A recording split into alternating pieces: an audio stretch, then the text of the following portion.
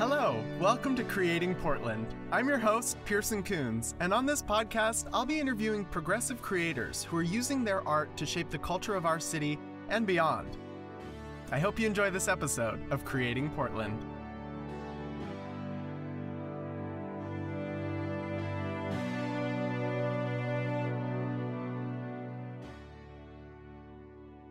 Hello, everybody. Welcome to another episode of Creating Portland. We are here with two incredible theater artists named Brandon and Jen. And let's learn a little bit about them before I fully bring them in. Now, Brandon is a director, producer, and collaborator in Portland, Oregon. He has worked from 2010 to 2018 at Portland Center Stage in a number of capacities, most notably as the associate producer and Jaw co-producer. From 2018 to 2019, he worked with Michael Curry Design as head of theatrical projects, and he's a proud SDC member and is the co-artistic director of The Theater Company, which we're gonna get into. And then I'm also here with Jen Rowe. Oh, and that was Brandon Woolley, by the way. And then Jen Rowe here is an actor, director, producer who has lived in Portland since 2004 and has also worked in Denver and Chicago. She started her first theater company while at college at Portland State University and produced her first show at Coho Theater in 2006, an avant-garde piece called Das Vendaya Mama. Okay, she might correct my pronunciation in just a moment on that. Portland is where she grew up as an artist, where she learned autonomy in creative life. And yeah, let's bring them onto the pod. Hello, Jen and Brandon. Welcome. Hi, thanks. Hello, hello. Thanks for having us. I am so excited to talk to y'all about everything, especially theater right now, because these live arts and these mediums that require a live audience are so in limbo in this current situation. So I'm so excited to get into all of that. But yeah, thanks for being on the pod. Thanks for having us.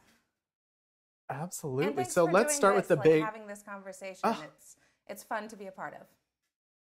Thank you. Yes, it's been really informative and really yeah, it's inspiring me when there's not a lot of inspiration to see when you look around. But yeah, let's kick it right off with the big question that gets our podcast going, which is, how are you helping create Portland? So I'll take it. I'll take it to start with Brandon. Kick it off, girl. This is our first duo. Also, we have to acknowledge this is our first duo on the pod. Yes. So let's share this love and this sort of tag team effort. So yeah, Jen, what are we doing to help create Portland? So when Brandon and I decided to start a theater company in Portland, it wasn't an easy decision. Both Brandon and I have thought about starting a company for years, and we met each other a year and a half ago at the social club for drinks, and we were like, well, should we do this? And we decided to do it in the way that would challenge us the most and in a way that would make us feel like we were doing something new in our careers, because the question, why start another theater company in Portland, Oregon, is a valid question. And so we were like, well, what's going to challenge us as artists, and how can we make sure that we are upping our game to earn having a theater company in Portland, Oregon, having a nonprofit? And so we thought a lot about it, and we decided that we wanted to do foundspace theater and try to be altruistically a part of the community in an intersectional way. And the way that we decided that we wanted to do that was to partner with local businesses in different areas throughout Portland to enliven different areas that don't necessarily have an artistic home already, and see if we can partner with different people, groups, spaces to reimagine what it means to create theater inside of the homes all over Portland that are known as local businesses. Yeah, Brandon, what do you think? That's so exciting. Yeah, Brandon, what about you? Yeah, no, I think, I mean, Jen speaks so eloquently around our mission and the where we're headed and what we're doing. And it truly was this like this moment of, well, let's see if we can make something new in Portland that isn't necessarily already happening, and trying to, I don't want to say reinvent the model, but at least reimagine and really examine the current model of theater that is mostly happening in Portland. And so we really did challenge ourselves. I mean, at first we were like, okay, we'll just do a 3-show season. We'll rent normal theatrical spaces, and we'll do that. And then the more that we started talking with theater, the theater community at large, and then also potential donors and whatnot, it was just like, well, what else? What else are you going to be doing that's not, that we don't already have with other companies that are already well established? And so it really forced us to think about the elements of theater that excite us. And at the core of what the theater company stands for, it's really about the story, the space in which we're inhabiting, and the spectacle through which theater can create and change in so many different ways. And so we just started trying to lean into that and really think about plays and stories that could work well in that way. Yeah, and it was really exciting when we were getting, so it is still very exciting. It's just exciting in a different way now, 6-7 months into a pandemic where you're not allowed to have live theater or space and inhabit that in the same way that we were originally thinking. And so we're examining the ways in which we can do that both right now for this 2020 season and as we move forward with this company. But one of the things that was really fantastic for us is that we aren't beholden to a specific space in Portland. So we did not have overhead or budgetary restraints around all of this when we first started creating the theater company, and that we were having to pay so much money month after month for a space that was not being utilized. And instead we're able to invest in partnerships and community with the people that we had worked with and the people that we know we want to work with moving forward. And I have to say, the question, how are you creating Portland? It's an interesting question because we started having this conversation around the foundation of our company, the values, what we want to bring to Portland that's new a year and a half ago. And now those conversations are in a way starting to pay off for us because we have a really clear vision about how to move through this. And we're excited that our mission is all about bringing local businesses back to life. And so we're excited to be able to walk hand in hand with some businesses down the road as businesses are also able to start reopening in the indefinite future.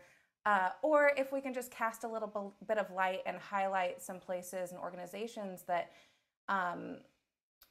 we would like to, shine some light on, then we have the opportunity to be able to do that. So one of the things that worked out for us really well is that our 2 partnerships that we had for our first season were with Tabor Space in Southeast Portland and then the Hallowed Halls recording studio in Southeast Portland.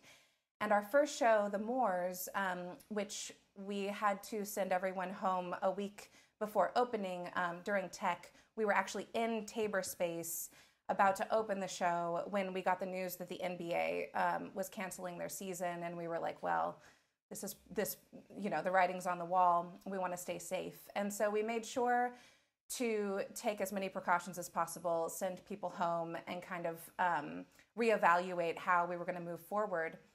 And as we were reevaluating how to move forward, we were like, we already have this partnership with the Hallowed Halls. They're a recording studio. Their space is huge. And so we were like, what if we did recorded podcasts of these shows in the Hallowed Halls using their equipment and using their engineer who owns the space. And it's really interesting because working in this way now, in this adaptive model for us, working in this way with Hallowed Halls, it feels even more like a partnership than we had originally intended, because rather than just kind of moving in and using their space and highlighting the musicians that they work with and the fact that they're there, we actually get to do the kind of work that they do with them and create a hybrid conversation between that recording studio and the theater company creating something together. And so we recorded The Moors back in September, and that's available now through Saturday the 24th. And then we just finished recording Vinegartom there, and we're going to be mixing it over the next 2 weeks, and that will be available on October 30th.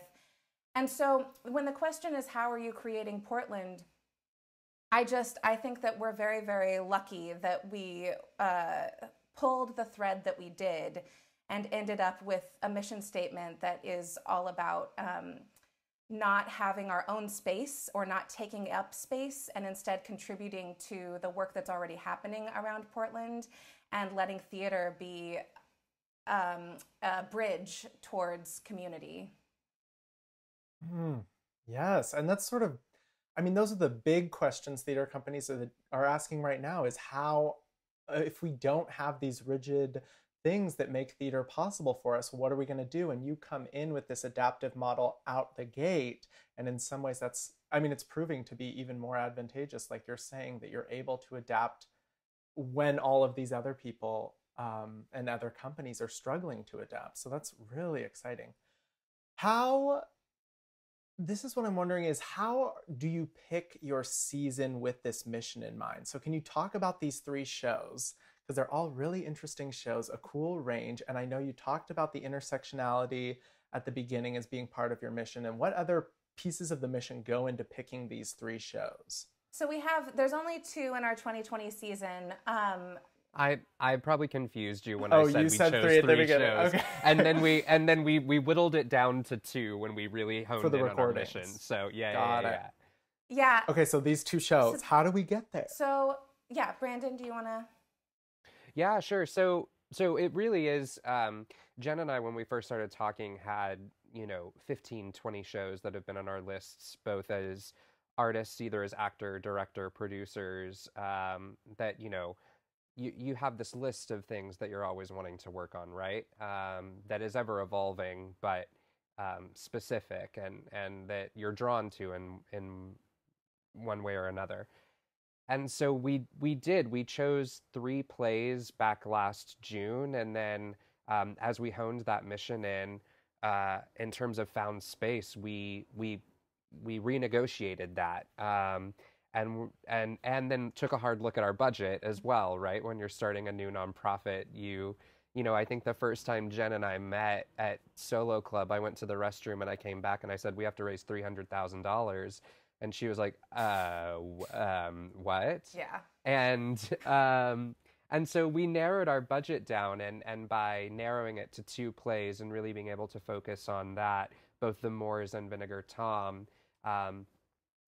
it's a lot of looking at why this play now, what is this play saying, how does this play adapt to a found space that is going to that can be super exciting in a lot of ways in terms of utilizing the space in new ways, but can also be limiting in some way. I mean, for Tabor Space, we were going to have to load all of our set and props and everything in and out every single night and store them in basically a U-Haul van outside of the space. So there's a lot of limitations that come with it too.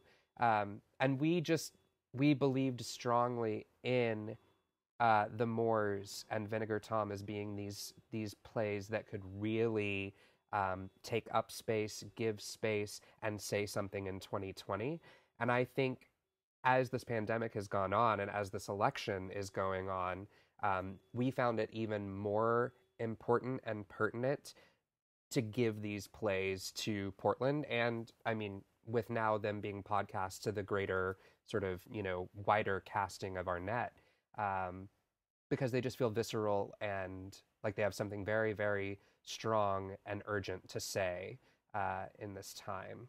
Yeah, it's interesting because they're like, They're both female playwrights, Jen Silverman and Carol Churchill, and one of them is Jen Silverman's in her late 20s, early 30s. Carol Churchill is over. I mean, we're spanning the range in terms of who is telling these female stories in terms of age, and then also parallel to that. Vinegartom is set in the 1600s and is about the Salem witch trials, and it's basically like The Crucible, but actually told by a female, and so it's a female perspective of a female story. And then The Moors is set in the 1800s, and it's also a group of women who are witchy vibes. Yeah. Yeah, well, it's a group of women in the Moors who are living without men, and so they are trying desperately to figure out how they are going to sustain themselves in this world where they cannot own anything. And that breeds a lot of desperation and isolation. And so it's interesting because we're telling these, and both of these stories are anachronistic within the text. So both of these stories, these women make a point to say this happened then, but there are things that I'm doing in this play that are signaling that it's happening now. And so our first season is actually a trajectory of women from the Salem witch trials on to present day and examining how far we've come, how far we have to go. And under the leadership that we have right now in America, it is especially important to me to be a storyteller who examines those kinds of questions and acknowledges the roles that society has put us all in. Wow. And I think in terms of just the way that, we're choosing plays or thinking about season or thinking about the way in which Portland can create community within the work that we're doing, it sort of encompasses all of that, right? You have to be able to afford to do it. You have to be able to find space to do it. You have to be able to find the people and the stories that are exciting you. And so for us, that's what these two plays did. And as we're looking ahead to 2021, we're not quite ready to announce what we'll be doing next year. But it's very, very exciting for us as a company, and very ambitious. And that'll be coming around the 1st of December in terms of our season announcement. We're just we have some I's to dot and T's to cross in terms of making sure that it's ready to go public. But it will be very new and very exciting, and something I don't think Portland has seen in this capacity from a company of our size, potentially ever. So it'll be fun. Wow. We're excited. Yeah. We're excited about 2021. I'm so excited now too. And is this you may not be able to say, but is this also planning on being in a podcast format, or are we planning around a world in which we can be live? How do we plan as a theater company right now when, like you were saying, it's so indefinite, the future? Yeah, it's interesting because I think that all of us as theater makers, no matter the size, are being asked to explore and pick up new skills and techniques and expand the ways in which we're able to develop story.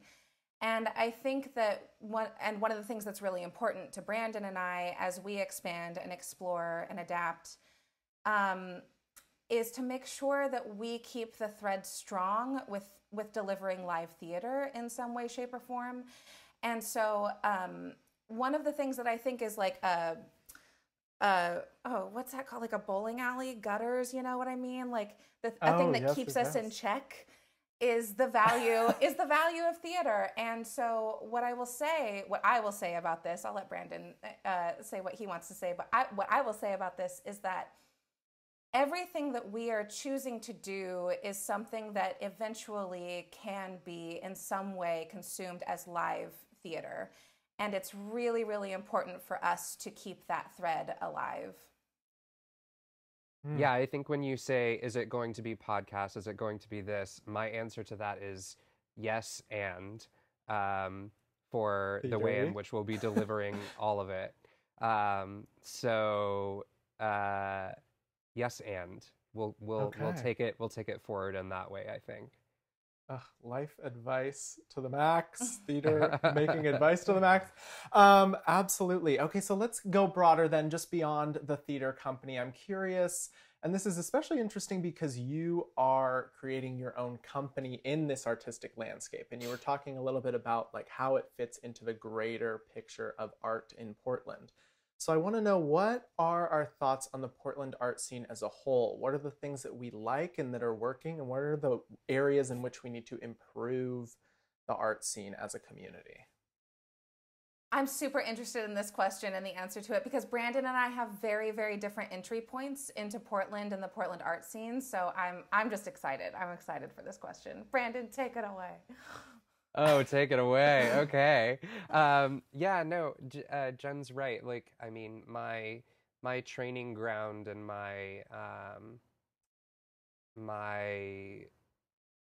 schooling was through a major regional theater at Portland Center Stage. So I moved here at 22 and immediately was working as an intern at this company, and so had a very, very specific niche understanding of what the Portland theater scene and what the Portland art scene at large was 10 years ago when I moved here. And I'm very grateful for that. I think it taught me a lot about how to produce theater in a lot of different ways. And then on the other flip side of it, I didn't just work there. I like tried to make art on my own as well. And, you know, because I was sort of an unknown person here in Portland and wanted to hone my skills as a director and a producer sort of outside of that as well. And so there's a lot of theater that happens in Portland in a myriad of different ways. I'm sorry, my cat is going to... Peeta's got things to say too. Listen. But just pay attention. Yeah, well, she loves my voice. She does. Hello. She loves your voice. Peeta. But yeah, so I think we have a very vibrant scene, and I think what we're currently seeing in Portland is, besides the pandemic, you know, there are huge moments happening across the country of social unrest and social justice and racial inequality and dismantling systemic racism. And I think Portland, the art scene in Portland, is having to reckon with that right now, as most of the country and most of the world is, because for so long we have had systems in place that are oppressive. And so for us to be beginning a company right at the moment of this allows us to educate ourselves, examine the ways in which we want to move forward as a company, and the people that we're working with and the people that we're bringing on board to help move our mission forward. And I think a lot of companies across Portland are also having to do that right now. And it's not easy. And I would just, I've said this in a couple of other interviews or just conversations, just please keep us accountable as you're also, as you're consuming our work and as you're looking at other work around Portland, not just in the theater community, but the music scene, the arts scene, because I think that's what the arts need right now, is a huge reckoning and movement forward in that way. All right. Yes, Brandon. And Jen, what do you think then? What is working for you in the Portland art scene, and what are the ways that we can improve as a community? Yeah, I would agree with Brandon around this time being a reckoning, and using this time to pursue, for a lot of us, why it is we do what we do and how we can do it better together. It's interesting because I moved here in 2004, and I moved up because of a breakup. I didn't plan anything other than that. I just knew that I loved Portland, Oregon, and was here a month later. And I started going to school at PSU, and I had studied theater all of my life, but at PSU was where I started to learn about the community, the theater community here in Portland. And I started a company at PSU, and I started renting out spaces in the community while going to school at PSU and producing shows. And so that first show that I produced, it's Das Vidanya, Mama. It's goodbye, mother. It's a Russian avant-garde. It's actually written by a trans avant-garde artist who was alive in New York in the 90s, Ethel Eichelberger. And that show is just a crazy avant-garde satire about Chekhov and all of his plays. And so I thought when I moved here, as displayed by the first show that I chose to produce in Portland, I thought that Portland had like a huge progressive performance art scene. Like I thought, because I come from Fresno, California, which has one theater in it, and it's a dinner theater, and it's called Roger Rocca's, and that's pretty much it, you know? And so when I'm, go Roger Rocca's, I know people Rocca, yes. Yes. There are people working for that company, so I give them credit for sure. But yes. But I just thought that Portland, being so close to Seattle and hearing that it was so incredibly artistic and progressive and boundary breaking, that I expected a lot more in terms of the artist scene when moving here, in terms of like boundary pushing. And I thought that I would learn a lot from that. And I didn't see a lot of that happening in town. And so I think that my want is still there. Like I've lived here for 15 years now, and it's gotten even harder to create work here. And it's gotten really hard to find space as an artist. When I first moved here, I worked 20 hours a week at a Starbucks, and I was able to afford my apartment. I was also able to afford renting out spaces in small galleries and performing shows there. And that's just not a possibility anymore as of the last decade, for multiple reasons. And so another reason why this company functions the way that it does is that Portland is experiencing a lot in terms of economic growth, and has been over the past few years. And right before COVID hit, one of the big conversations that I remember was happening was the fact that all the food carts had been moved out from downtown Portland, and there was going to be a Ritz-Carlton built in downtown Portland. And that little story felt like the story of Portland of the past few years. And that was so disheartening to me, coming from a place where I did get to learn autonomy in art making right out of college, because I was able to afford creating art by myself here. And there were audiences that wanted to soak that kind of art up. And so right now I'm like, what do we need, or what excites me? I think what excites me is a curiosity around how we're all going to come out of this as artists. I think that a lot of collaboration and a lot of leaning on each other and a lot of shared resources and shared like funding, finances, is kind of where it's at, especially around making sure that we're supporting each other's voices and really talking about and executing the idea of intersectionality as we're choosing to offer things back to our community. And one of the things that I don't know how to solve, but I'm curious about how it might happen, is how to re-engage audiences with the artistic community in Portland. I've worked in Chicago, and I know in Chicago, if you walk down any street, everyone knows that theater happens there. And pretty much everyone can name a theater company that exists in Chicago. It's the same in New York. It's, I think in San Francisco, you might find the same. And I feel like Portland has such a huge amount of working artists that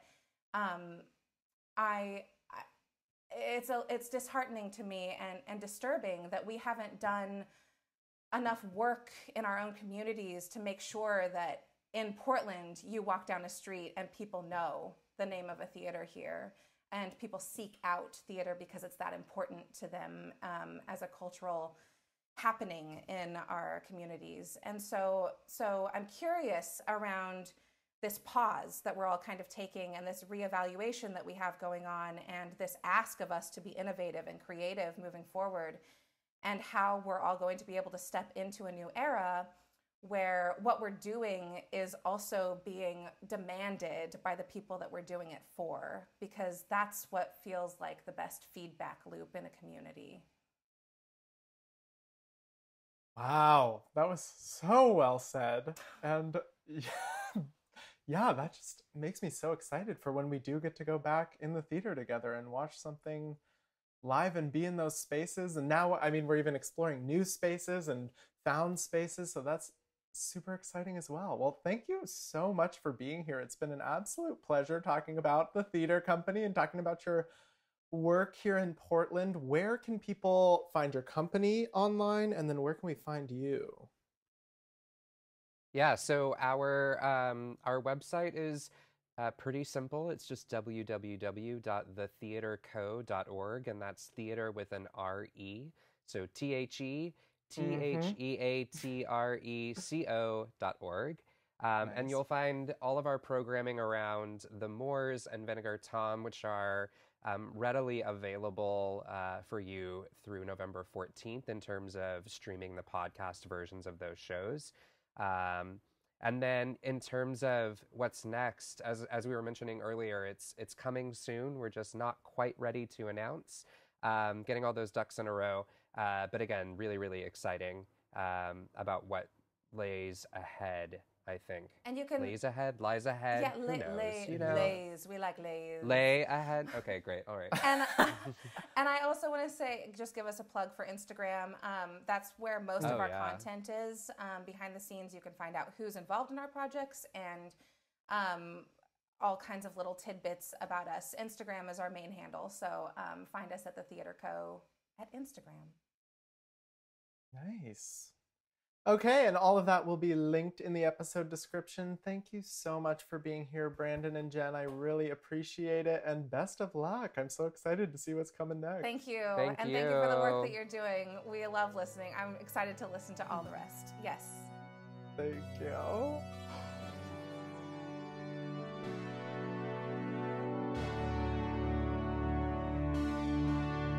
Thank you so much for tuning into this episode of Creating Portland with me, Pearson Kunz. Don't forget to rate, review, and subscribe, and check us out on Facebook, Instagram, and Twitter at CreatingPDX, or on our website, creatingpdx.com. This podcast was brought to you by Wolf and Thunder Productions and Golden Pride Productions. See you next time. Bye!